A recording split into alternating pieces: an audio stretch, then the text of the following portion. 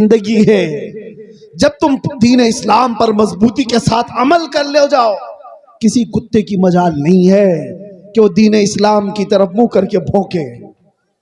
ہاں علماء کرام نہ گھبرائیں، میں نے پھر کتا کہا ہے تو کچھ ہو نہ جائے، کتے کو کتا ہی کہا جائے گا نا.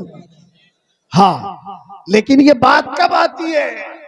جب دین اسلام پر اپنے عمل نہیں کرتے تو پھر غیروں کو موقع ملتا ہے.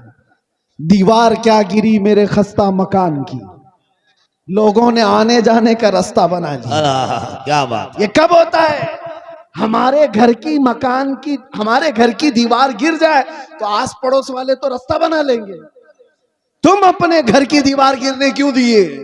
اسی لیے میرے عزیزو، دین اسلام پر آپ کو جو میں بات کر رہا ہوں، حفاظت کرنا ہے. اس کا مطلب کیا ہے؟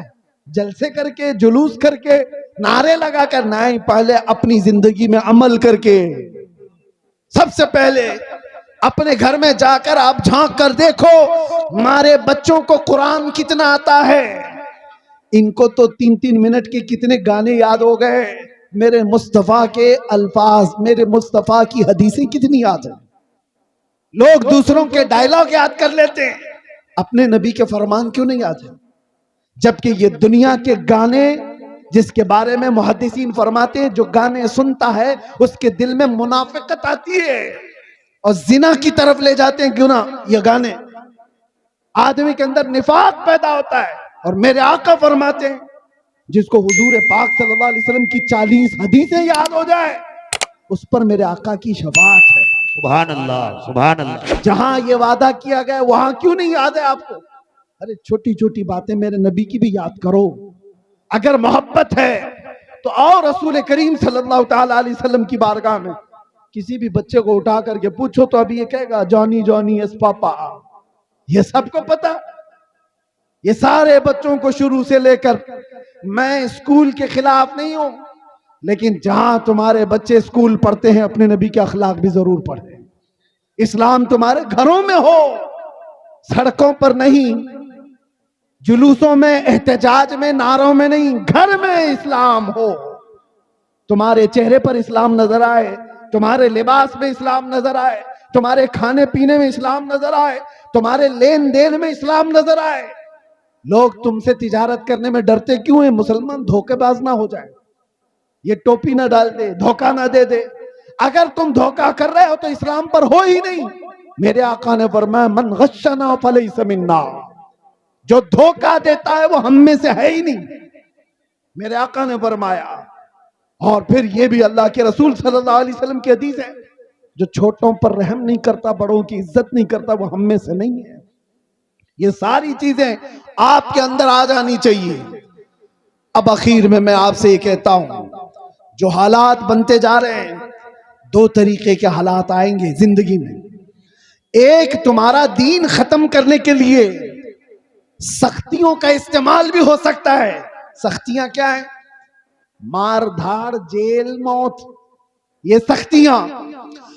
اور تمہارا دین تم سے چھیننے کے لیے یا تو سختی ہوگی.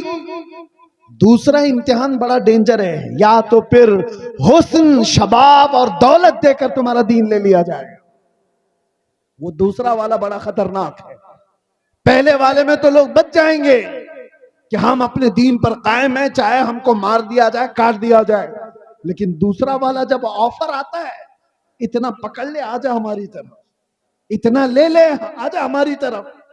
دیکھو آج کتنے ایسے ہیں پارٹیاں بدل بدل کر کے ادھر سے ادھر جو گھوم رہے ہیں، ان کا کیا حشر ہے؟ یہ سارے دین اسلام کو جاننے والے لوگ نہیں ہیں. صرف ٹوپی اور داڑھی رکھ لینے سے کوئی مسلمان نہیں ہو جاتا. اس کے اخلاق اور اس کا عزم اور اس کا حوصلہ، اس کا ایمان دیکھو. بہت سارے ایسے مولوی بھی اگر تمہیں نظر آئیں کہ دین کے غداروں کے ساتھ بیٹھے اور ان کی حمایت کی بات کریں تو ان سے دور ہو جاؤ، ان سے دور ہو جاؤ. وہ مولوی بھی غدار ہے جو دین کا سودا کرنے آیا ہے. ابھی ایک مولانا صاحب وہ کہنے لگے حضرت آپ کو بھی ہم چاہتے ہیں کہ اب جو موجودہ چل رہا ہے حکومتیں، اس کے متعلق آپ تھوڑا پازیٹیو بتاؤ، پازیٹیو بتاؤ. اس لیے کہ کچھ فائدہ بھی ہو جائے گا، قوم کا ترقی بھی ہو جائے گی۔ میں نے کہا مولانا تمہارا حال تو یہ ہے، تھوڑا چارہ کیا دکھا، تھوڑا چارہ کیا دکھا، بستی کی بکریاں، سنا ہے آپ نے؟ تھوڑا چارہ کیا دکھا، بستی کی بکریاں۔ ارے پورے قصیدے پڑھنے لگ گئی کسائی کی شان میں، پورے قصیدے پڑھنے لگ گئی کسائی کی شان میں۔ تمہیں پتا ہے کسائی کیا کرتا ہے تمہارے ساتھ، پھر کہہ رہے ہو نہیں تھوڑا سا اس کی بات کر لو۔ یاد رکھو اے مسلمانوں، دین اسلام وفاداری سکھاتا ہے، اپنے نبی سے وفاداری کرو، حالات جیسے بھی آ جائیں، اپنے نبی سے غداری نہیں۔ ایک نوجوان صحابی حضرت عبداللہ بن حذافہ، ایک عیسائی بادشاہ نے ان سے کہا تھا اے نوجوان تو آجا میرے دین میں، آدھی سلطنت دے دوں گا، آدھی بادشاہت دے دوں گا۔ اس نوجوان صحابی نے کہا اے بادشاہ کان کھول کر سن لے، تیری ایک سلطنت، دو سلطنت، تین سلطنتیں دے دے، تب بھی میں پلک جھپکنے کے برابر بھی میرے نبی سے غداری نہیں کر سکتا۔